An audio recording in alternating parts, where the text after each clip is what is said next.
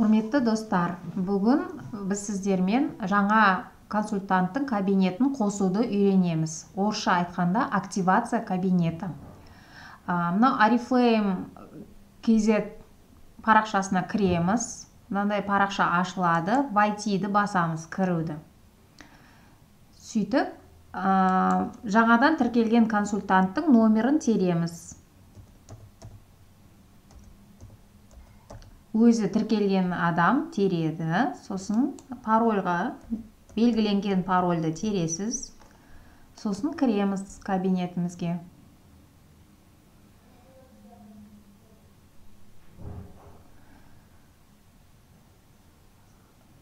Мынау керек емес, өшіріп қоямыз. Сізге мынандай ашылады бет. Уважаемый консультант, добро пожаловать в Oriflame. Сізге код активации келген болатын номеріңізге.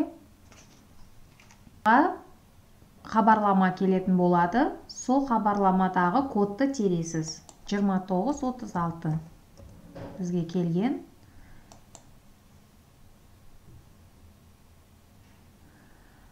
Міне хабарлама келді.